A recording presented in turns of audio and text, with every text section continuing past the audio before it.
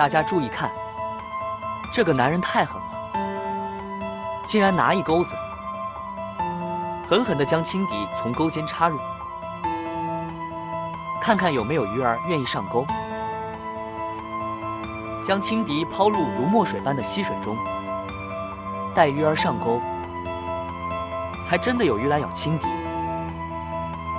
这鱼还真的很贪吃，到底是什么鱼呢？原来是一条贪吃的无锅鱼。有兴趣的朋友可以来试试看，用轻敌钓无锅鱼。